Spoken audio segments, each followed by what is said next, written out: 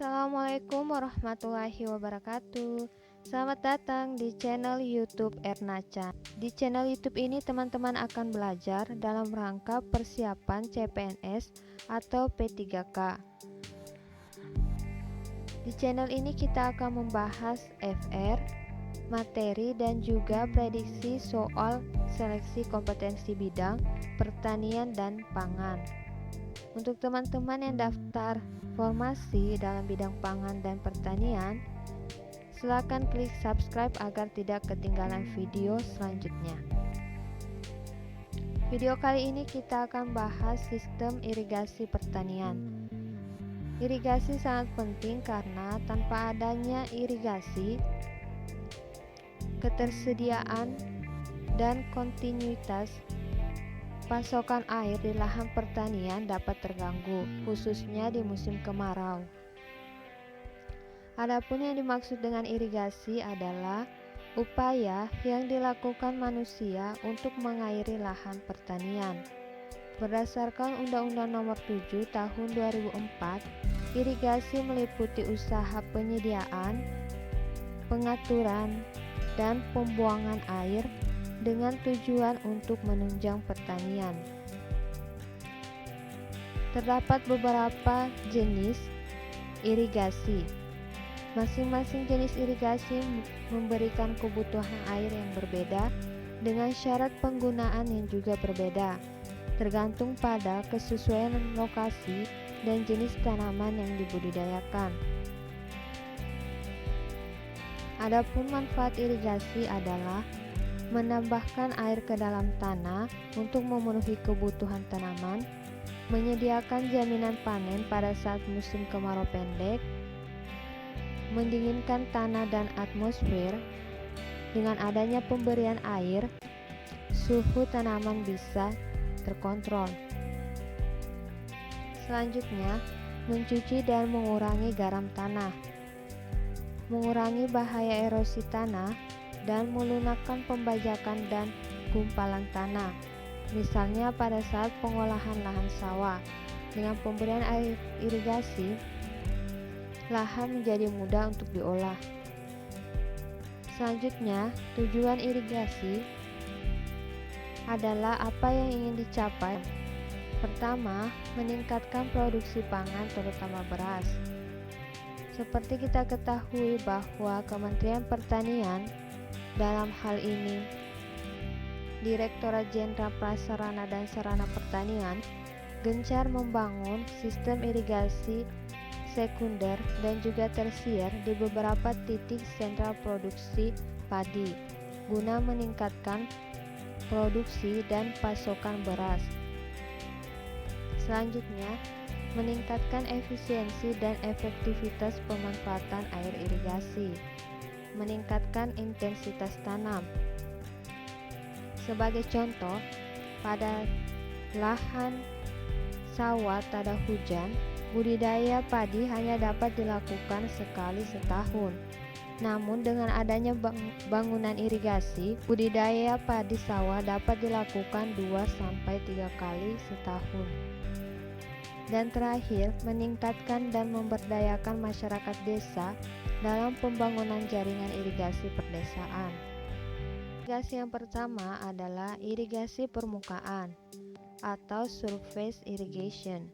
Sistem ini akan membiarkan air mengalir sendiri ke lahan sampai ketinggian tertentu. Pemberian air bisa dilakukan dengan mengalirkan di antara bedengan supaya lebih efektif. Pemberian air biasanya juga dilakukan dengan menggenangi lahan dengan air sampai ketinggian tertentu, misalnya pada lahan persawahan. Pada gambar ini kita bisa melihat air disalurkan melalui pipa besar di antara bedengan tanaman, dan ini tampak pada permukaan tanah, oleh karena itu disebut irigasi permukaan. Ini contoh untuk lahan budidaya tanaman sayur. Adapun kriteria untuk menggunakan sistem ini adalah sistem ini sangat pas dipakai untuk tanah bertekstur halus hingga sedang, dan berada di daerah dengan topografi datar agar air bisa merata. Sedangkan untuk tanah bertekstur kasar, sistem ini tidak cocok karena airnya nanti akan hilang di saluran. Kedua, irigasi curah, sprinkler irrigation. Ini banyak diterapkan di negara-negara Eropa dan Amerika. Sistem ini merupakan cara pendistribusian air melalui semprotan ke udara, layaknya air hujan. Tujuannya, air bisa terbagi merata pada areal pertanaman. Selain itu, sistem ini membuat proses pemberian air tidak hilang dalam bentuk limpasan. Kita lihat pada gambar ini, berian air irigasi tampak seperti air hujan yang jatuh di dedaunan tanaman sampai akhirnya menyentuh perakaran. Ini banyak diterapkan di perkebunan teh. Adapun kriterianya adalah sistem ini tepat diterapkan pada daerah yang kecepatan anginnya tidak terlalu besar. Jika angin besar, maka sebagian air akan hilang melalui evaporasi.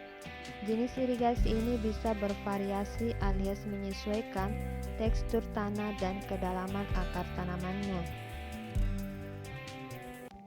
Yang ketiga, irigasi mikro atau irigasi tetes, drip irrigation. Irigasi tetes merupakan cara pemberian air pada tanaman secara langsung, baik pada permukaan tanah maupun di dalam tanah, melalui tetesan secara berkesinambungan dan perlahan pada tanah di dekat tumbuhan. Alat pengeluaran air pada sistem irigasi tetes disebut emitter atau penetes. Setelah keluar dari penetes atau emitter, air menyebar ke dalam profil tanah, baik secara horizontal maupun vertikal, akibat adanya gaya kapilaritas dan gravitasi. Misalnya pada gambar ini, tetesan air jatuh di sekitar perakaran tanaman. Sistem irigasi tetes ini banyak diterapkan pada lahan pertanaman buah-buahan seperti melon dan semangka, tomat, dan cabai. Kriterianya adalah irigasi tetes cocok untuk tanah yang tidak terlalu kering. Pengairannya juga bisa bervariatif tergantung besarnya debit keluaran dan interval, kelembaban tanah, permeabilitas tanah, serta struktur dan tekstur tanah. Selanjutnya, irigasi bawah permukaan, subsurface irrigation.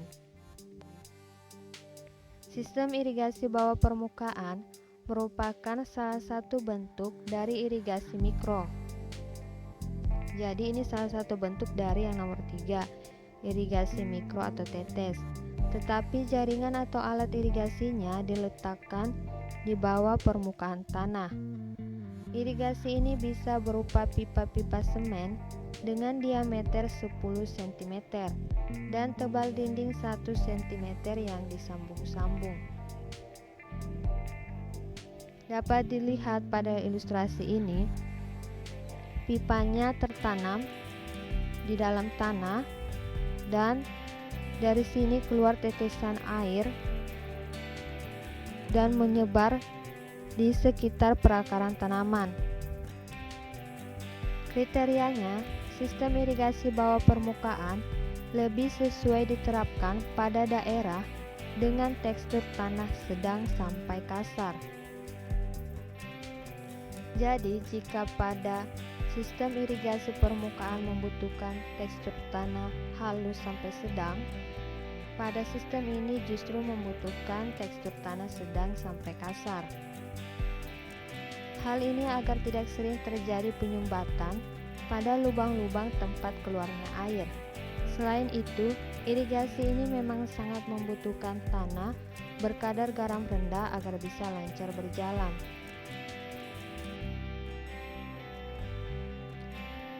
Oke, kita sudah belajar salah satu materi CPNS atau P3K. Teman-teman jangan lupa like dan share video ini. Semoga bermanfaat. Subscribe dan nyalakan lonceng notifikasinya